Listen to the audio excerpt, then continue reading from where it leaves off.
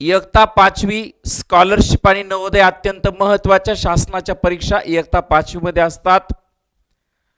आता 4थी आणि 7वीला स्कॉलरशिपची परीक्षा शासनाने शिफ्ट केली, पण 5वी मध्ये असलेली अत्यंत महत्त्वाची परीक्षा जी म्हणजे नवोदय विद्यालय प्रवेश परीक्षा, जवाहर नवोदय विद्यालय प्रवेश परीक्षा ही या वर्षीची जी आज 2026ला जी पार पडली ती 13 डिसेंबर 2025 या दिवशी ही परीक्षा झालेली आहे. आणि या परीक्षेचं विश्लेषण, या प्रश्नपत्रिकेचं विश्लेषण जे वर्षभर आपण मराठीचे उतारे जवळजवळ 10 वर्षांचे उतारे मी त्या ठिकाणी घेत असताना 2025 पासून सुरुवात केली. 25, 24, 23, 22, 21 असं मागे जाऊन 10 वर्षांच्या प्रश्नपत्रिकेतल्या 4 उतार्यांचं विश्लेषण केलं. उतारे घेत असताना मराठीत उतारा आणि इंग्रजीत उतारा आणि मग त्यावरचे प्रश्न अशा पद्धतीने त्या ठिकाणी उतारे घेतले. आणि आज उतारे सोडवत असताना प्रत्येक विद्यार्थ्याला या ठिकाणी गीते सरांचा चेहरा आठवत होता, कारण प्रत्येक प्रश्न सोडवताना त्यांना तो प्रश्न आपण सोडवल्यासारखा वाटत होता. का? कारण तेवढा सराव आपण उतार्यांचा केला होता. आणि म्हणूनच आता पुढच्याही वर्षी नवोदयची परीक्षा देणारे इयत्ता 4थीचे विद्यार्थी जे आहेत त्यांनी आपली मास्टर माइंड स्कॉलरशिप अकॅडमीची नवोदयची जी बॅच सुरू होणार आहे, या बॅचची अपडेट तुम्हाला दिली जाईल. आणि नवोदयची बॅच आपण या वर्षी लवकर सुरू करत आहोत, ती आपण फेब्रुवारी महिन्यामध्ये सुरू करणार आहोत. आणि म्हणून या बॅचसाठी आपल्याला नवोदयच्या 100% सिलेक्शनसाठी तुम्हाला या बॅचला आता 4थीच्या विद्यार्थ्यांनी सावध व्हायचंय, तयार राहायचंय.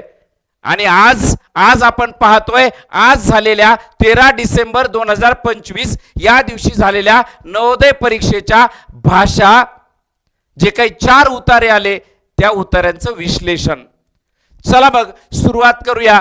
पाहूया पहिला उतारा. त्या अगोदर पहा, उतारा ज्यावेळेस तो भाग सुरू होतो, तो सेक्शन सुरू होतो, पहा एक सूचना दिलेली असते. खंड क्रमांक 3 भाषा परीक्षण. या खंडात 4 परिच्छेद आहेत. प्रत्येक उतार्यानंतर 5 प्रश्न आहेत. प्रत्येक उतारा काळजीपूर्वक वाचा आणि त्यानंतरच्या प्रश्नांची उत्तरे लिहा. प्रत्येक प्रश्नाकरिता A, B, C आणि D अशी 4 संभाव्य उत्तरे दिली आहेत. यापैकी केवळ एकच उत्तर बरोबर आहे.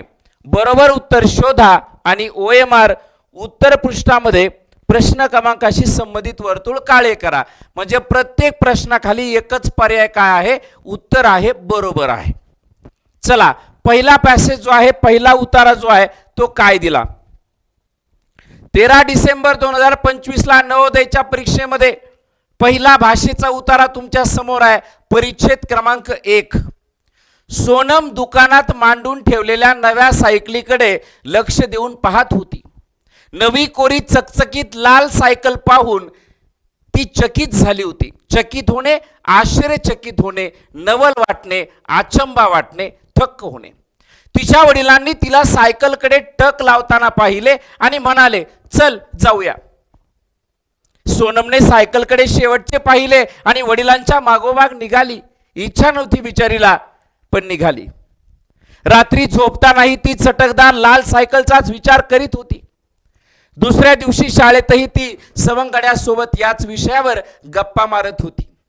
शाळेतून परतल्यावर तिने घरापुढे नवी कोरी सायकल बघितली. तिला खूप आनंद झाला आणि तिने आईला हाक मारली. तिचे आई बाबा हसत हसत बाहेर आले आणि म्हणाले, तुझ्या वाढदिवसाची भेट सायकल. सोनम खुश झाली आणि आई बाबांना बिलगली. पहा, हा होता परिच्छेद क्रमांक 1 आपल्या नवोदयच्या प्रश्नपत्रिकेमध्ये विचारलेला पहिला परिच्छेद. याच्यावर विचारलेले प्रश्न पहा.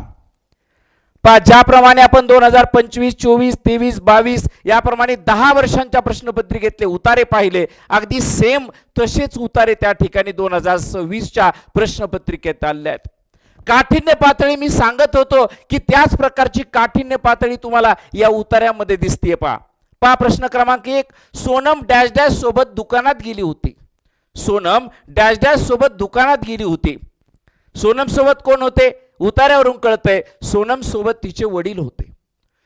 आता ही प्रश्नपत्रिका लेटेस्ट आहे, झालेल्या एका विद्यार्थ्याकडून आपण प्रश्नपत्रिका लगेच घेतली, त्याचं विश्लेषण आहे. चला, सोनम जी आहे वडिलांसोबत दुकानात गेली होती. पुढचा प्रश्न, सोनमने दुकानात चकचकीत डॅश डॅश सायकल पाहिली आणि आकर्षित झाली. लाल सायकल पाहिली, हिरवी सायकल पाहिली, पिवळी सायकल पाहिली, काळी सायकल पाहिली. हा, तुम्ही पाहिले कोणती सायकल बघितली? तिने लाल सायकल बघितली. सोनमला लाल रंगाची सायकल आवडली होती. सोनमच्या आईबाबांनी या कारणास्तव तिला नवीन सायकल दिली. कोणतं कारण होतं नवीन सायकल देण्याचं? वाढदिवसाची भेट म्हणून, परीक्षेत यश मिळाल्याबद्दल, तिला आवडली म्हणून, तिच्याकडे सायकल नव्हती म्हणून. काय होता तिचा? काय होता? अहो, सोनमचा वाढदिवस होता आणि म्हणून आई वडिलांनी तिला वाढदिवसाची भेट म्हणून सायकल त्या ठिकाणी तिला गिफ्ट दिली.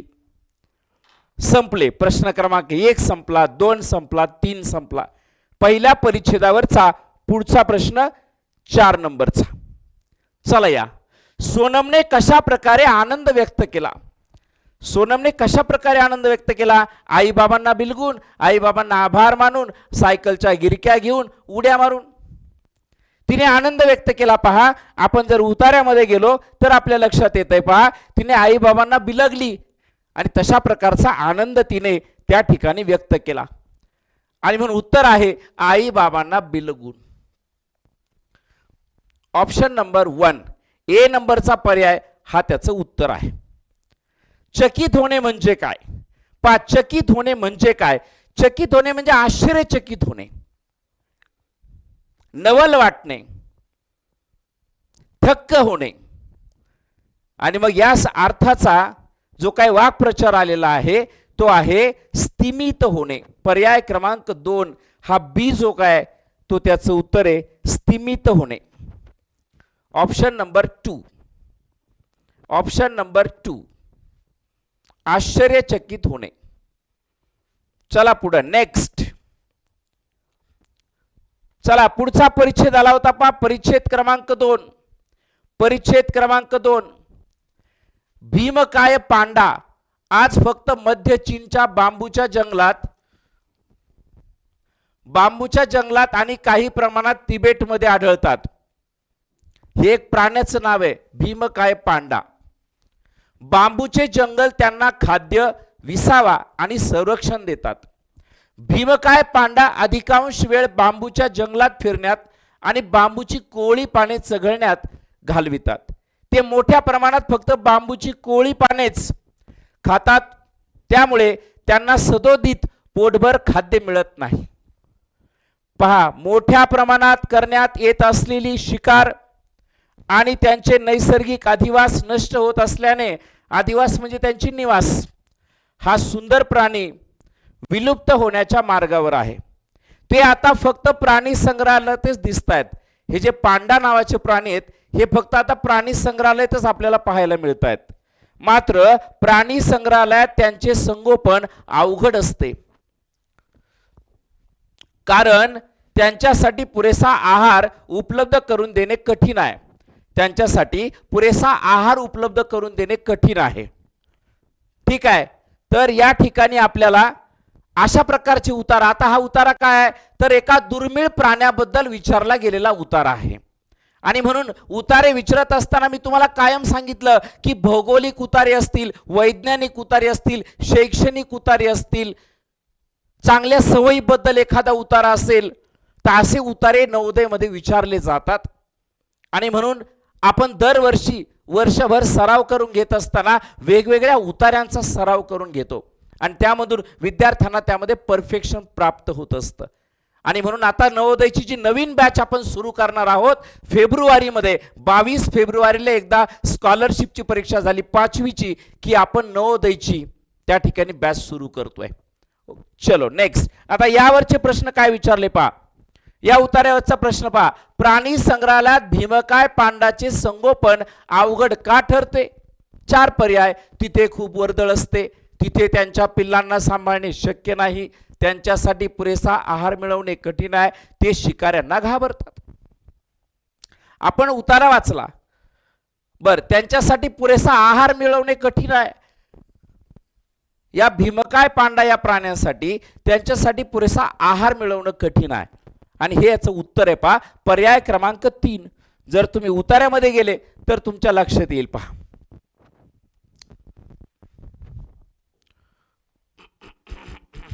पहा, अधिकांश वेळ बांबूच्या जंगलात फिरण्यात बांबूची कोळी पाने चघळण्यात घालवितात. ते मोठ्या प्रमाणात फक्त बांबूची कोळी पानेच खातात. खाद्य मिळत नाही. मोठ्या प्रमाणात करण्यात येत असली शिकार त्यांचे नैसर्गिक अधिवास नष्ट होत असल्याने सुंदर प्राणी विलुप्त होण्याच्या मार्गावर आहे. प्राणी संग्रहात ते दिसतात का? त्यांचे संगोपन अवघड असते, कारण त्यांच्यासाठी पुरेसा आहार उपलब्ध करून देणं कठीण आहे. म्हणूनच त्याचं उत्तर जे आहे पहा, ते आहे पर्याय क्रमांक 3. पुढचा प्रश्न विद्यार्थी मित्रांनो, पुढचा प्रश्न. चला, भीमकाय पांडाचा मुख्य आहार कोणता? भीमकाय पांडाचा मुख्य आहार कोणता? जर आपण पॅसेज व्यवस्थितपणे पाहिला तर आपल्याला लगेच उत्तर कळतं पहा. या ठिकाणी बांबूची कोळी पाने हा या भीमकाय पांडाचा मुख्य आहार या ठिकाणी आपल्याला दिसतो. पर्याय क्रमांक 2, ऑप्शन नंबर बी. चला पुढे, नेक्स्ट. हा सुंदर प्राणी विलुप्त होण्याच्या मार्गावर आहे, कारण पालकांना मी या ठिकाणी सांगू इच्छितो की मोठे पर्याय जेव्हा विद्यार्थ्यांना दिसतात, आपल्याला आता सोडवताना सोपं वाटतंय भलेही, परंतु जेव्हा परीक्षेत मुलं बसलेली असतात, परीक्षेचं वातावरण असतं, सुपरवायझर असतात, ते सेंटर असतं, पूर्णपणे परीक्षेच्या वातावरणामध्ये मुलं गडबडून जातात, गोंधळून जातात, घाई होते. आणि मग तुम्हाला असं वाटेल की हे सोपं आहे सर, हे आमच्या मुलांना तर लगेच जमणार आहे. पण काय होतं, वातावरणामध्ये मुलं गोंधळून जातात, घाबरतात आणि मग प्रश्नांची उत्तरं चुकण्याची शक्यता असते.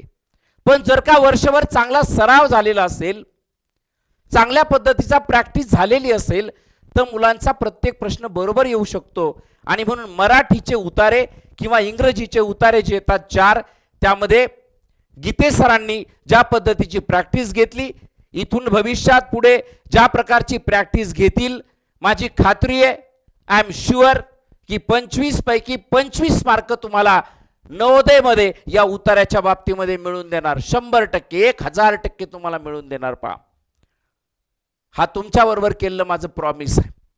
आणि म्हणून नवोदयची आता येणारी आपली बॅच जी आहे ना, ही एक वेगळी बॅच असणार आहे.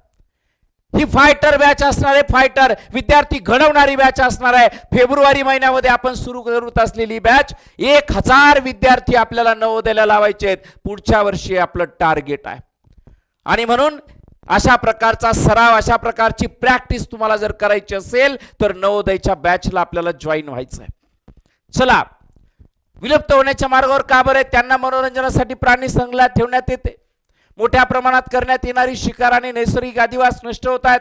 चीनमध्ये बांबूचे जंगल पुरेसे नाहीत, ते साधारणपणे जन्म झाल्यावर मरण पावतात. उत्तर आहे की मोठ्या प्रमाणामध्ये या प्राण्यांची शिकार केली जात आहे. त्याचबरोबर यांच्या राहण्याची ठिकाणं जी आहेत ती नष्ट होण्याच्या मार्गावर आहेत. म्हणून परफेक्ट उत्तर आहे पहा, ऑप्शन नंबर बी. ऑप्शन नंबर बी. भीमकाय शब्दाचा विरुद्धार्थी शब्द कोणता? भीमकाय म्हणजे मोठा, प्रचंड मोठा, ह्यूज, इनॉर्मस, लार्ज. मग मोठा तर समानार्थी आहे, मोठा समानार्थी आहे. विस्तृत म्हणजे सुद्धा मोठा, समानार्थी आहे. लांबलचक म्हणजे सुद्धा मोठा या अर्थाने येईल. परंतु लहान हा त्याचा विरुद्धार्थी शब्द येईल. पहा, लहान हा त्याचा विरुद्धार्थी शब्द येईल. पर्याय क्रमांक 3 हे त्याचं उत्तर आहे. ऑप्शन नंबर सी हे त्याचं उत्तर आहे. प्राणी संग्रहालयात डॅश डॅश. प्राणी संग्रहालयात डॅश डॅश. 4 पर्याय वाचू. पक्षी पिंजऱ्यात ठेवले जातात, पशु चरतात व विश्रांती घेतात, मुलं पशूंचे मनोरंजन करण्यास येतात, पशु पक्षींना कुंपणात व पिंजऱ्यात ठेवले जाते. तुम्हाला माहिती आहे, जेव्हा तुम्ही प्राणी संग्रहालयाला भेट देता मुलांनो, तेव्हा तुमच्या लक्षात येतं की अनेक मोठाले प्राणी जे आहेत ते त्या ठिकाणी पिंजऱ्यात असतात, कुंपणाच्या आतमध्ये असतात. आणि म्हणून याचं उत्तर आहे ऑप्शन नंबर 4 डी जो आहे तो त्याचं उत्तर आहे. पहा, यस, ऑप्शन नंबर 4. नेक्स्ट. चला पुढचा जो उतारा आहे पा परिच्छेद क्रमांक 3, परिच्छेद क्रमांक 3 पा काय उतारा आलाय, कशाच्या संदर्भात आला. फुलं अनेक दृष्टींनी आपल्यासाठी उपयोगी आहेत. फुलांचे अनेकविध रंग आणि आकृत्या असतात. फुलं सौंदर्याचे प्रतीक आहेत. फुलांचा वापर धार्मिक पूजेत केला जातो. प्रेम आणि कृतज्ञता व्यक्त करण्यासाठी पुष्पगुच्छ दिले जातात. मी कायम सांगायचो की निसर्गाच्या संदर्भात उतारे येतात.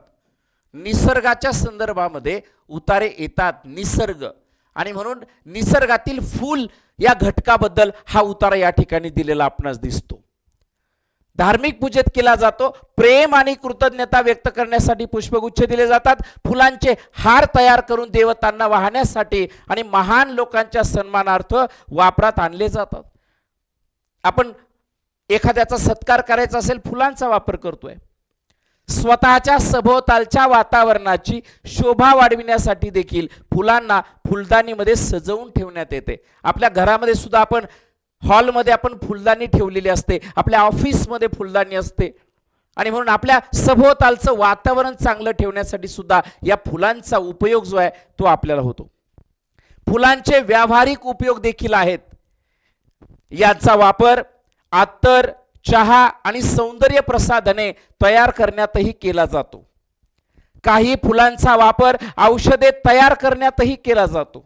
थोडक्यात फुलं महत्त्वाची आहेत कारण त्यांचा शरीर आणि मनावर सकारात्मक परिणाम होतो, सकारात्मक प्रभाव पडतो.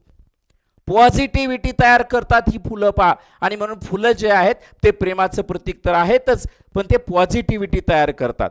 पाहूया या 3 नंबरच्या परिच्छेदावर नवोदय विद्यालय प्रवेश परीक्षा 13 डिसेंबर 2025च्या पेपरमध्ये कोणते प्रश्न विचारले. चला 71 नंबरचा प्रश्न आहे. 71 नंबरचा प्रश्न आहे. तुम्हाला माहिती आहे 61 पासून तर 80 पर्यंत भाषेच्या उतार्यावरचे प्रश्न असतात. एका प्रश्नाला 1.25 गुण असतात.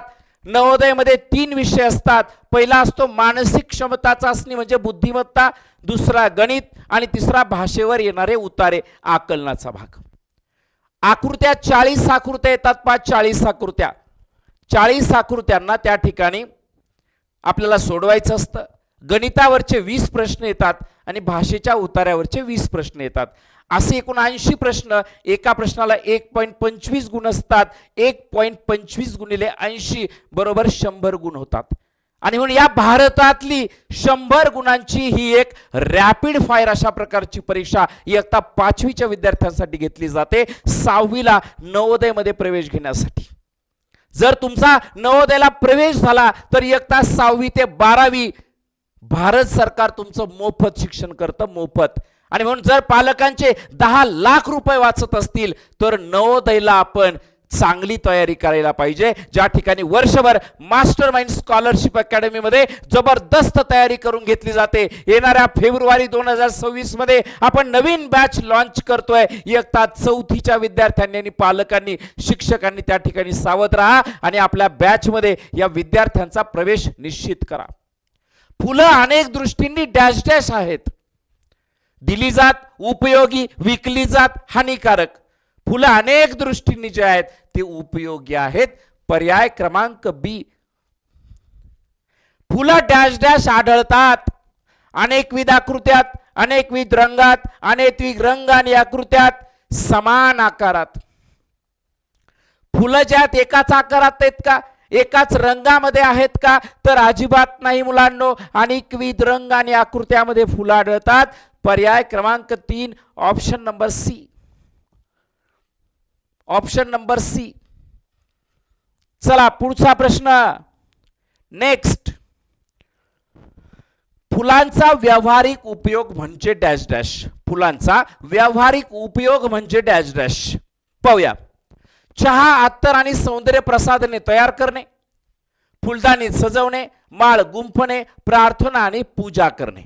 तुम्हाला माहिती आहे की फुलांचा व्यावहारिक उपयोग करण्यासंदर्भातला एक स्पेशल पॅराग्राफ त्यांनी दिला की फुलांचे व्यावहारिक उपयोग देखील आहेत. याचा वापर अत्तर, चहा आणि सौंदर्य प्रसाधने तयार करण्यामध्ये देखील होतो.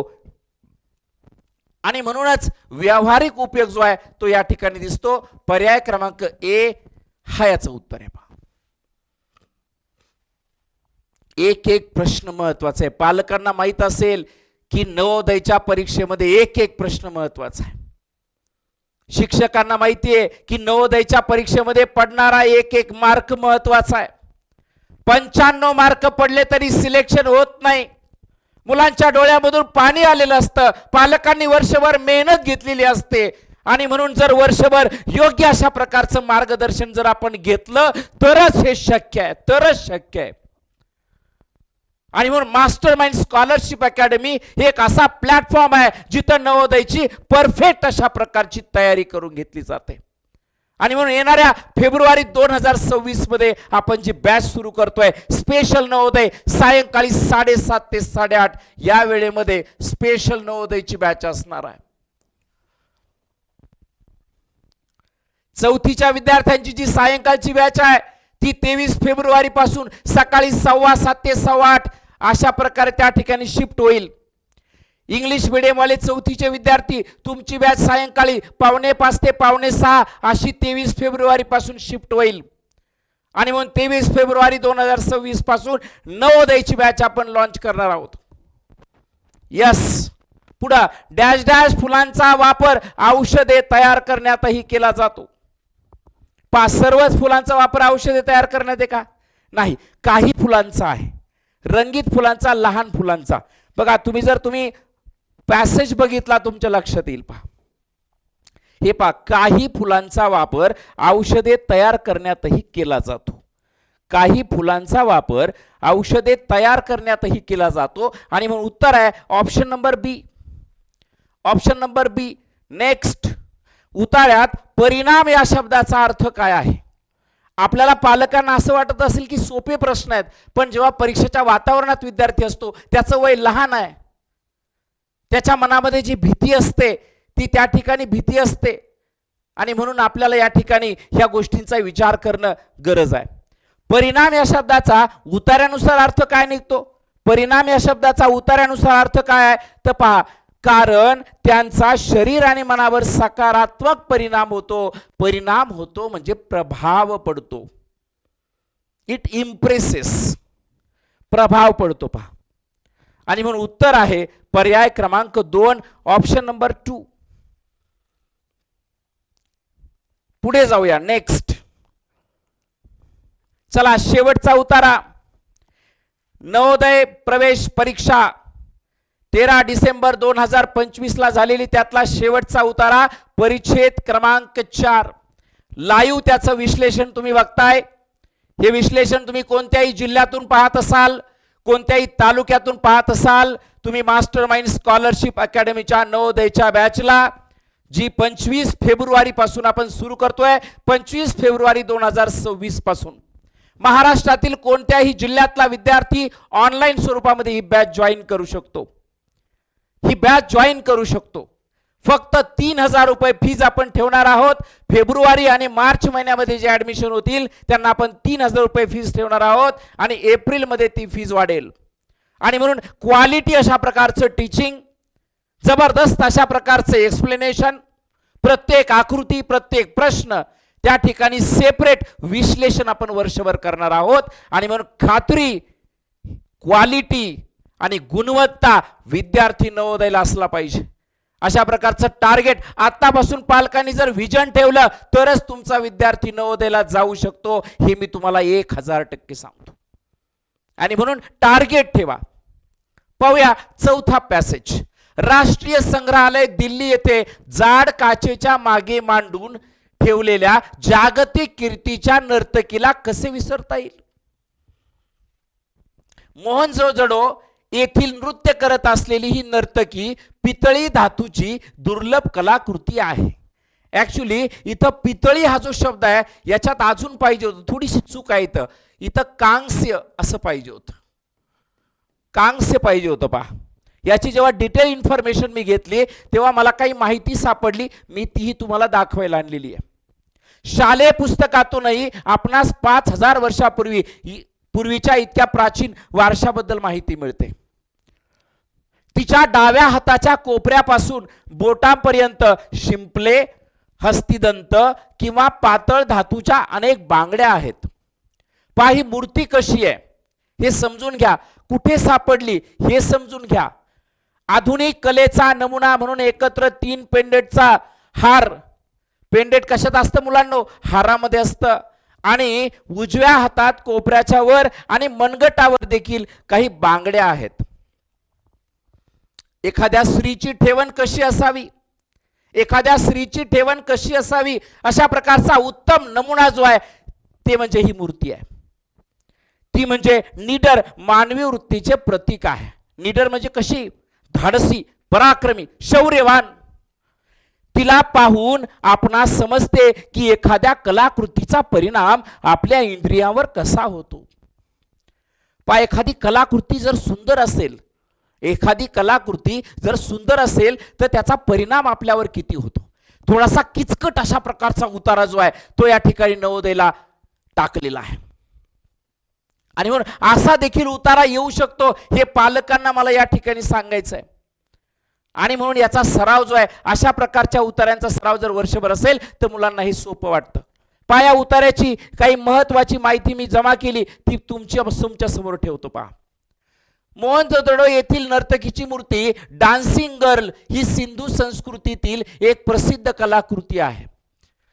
ती सुमारे 4,500 वर्षापूर्वीची आहे, जी पाकिस्तानमधील मोहनजोदडो येथून मिळाली होती आणि सध्या ती दिल्लीतील राष्ट्रीय संग्रहालयामध्ये नॅशनल म्युझियम न्यू दिल्ली जतन केलेली आहे. ही मूर्ती कांस्य धातूपासून बनवलेली आहे. पहा, कांस्य म्हणजे कथ्थल आहे, त्याच्यामध्ये तांबा आहे, त्याच्यामध्ये पितळ पण आहे.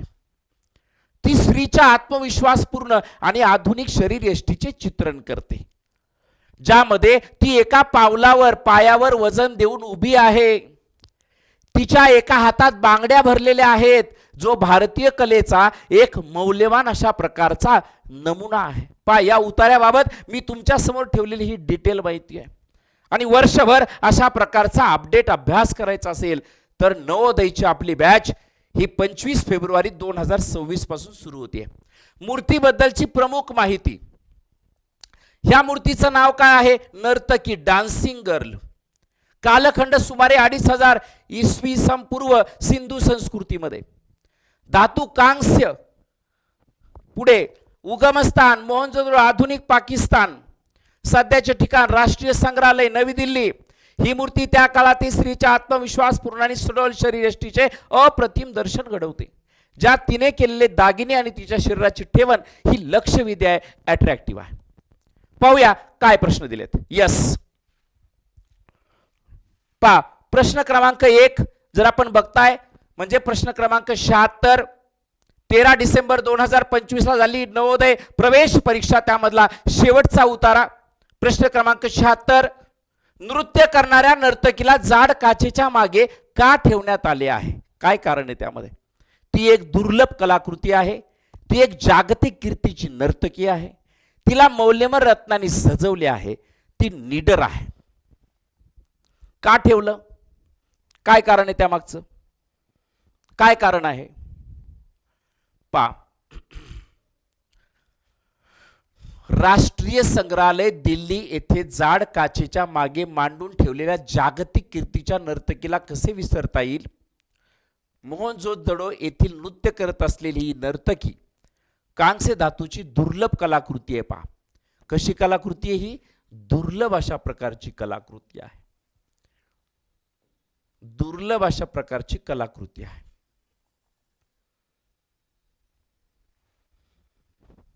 यस, दुर्लभ अशा प्रकारची कलाकृती आहे.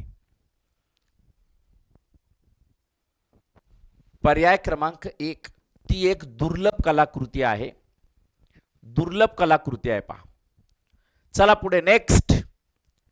पेंडेंट यापैकी कशाचा घटक आहे? पेंडेंट यापैकी कशाचा घटक आहे? बांगड्या, हार, मनगट आणि पाटल्या. तुम्ही आई बरोबर फिरायला जाता रे मुलांनो, तुम्ही आई बरोबर बाजारामध्ये गेले, आई बरोबर तुम्ही काही हार, बांगड्या, पाटल्या काय घ्यायला गेले तर तुमच्या लक्षात येईल की हे पेंडंट नावाची गोष्ट तुम्ही कुठे ऐकली. आई सहज चालता चालता म्हणते मला हे पेंडंट घ्यायचंय. पेंडंट कशामध्ये असतं रे मुलांनो? अहो हारामध्ये असतं. आणि म्हणून हा हाराचा भाग आहे. हार हा घटक त्या ठिकाणी आहे पहा. जर तुम्ही उतार्यामध्ये गेले तर तुमच्या लक्षात येईल पहा. पहा हे पहा, आधुनिक कलेचा नमुना म्हणून एकत्र 3 पेंडेंटचा हार. 3 पेंडेंटचा हार म्हणून पेंडेंट हा शब्द हाराशी संबंधित आहे. इतके बारकावे ठेवून जर वाचन आपल्याला शिकायचं असेल तर आपल्याला वर्षभर सराव करावा लागणार आहे.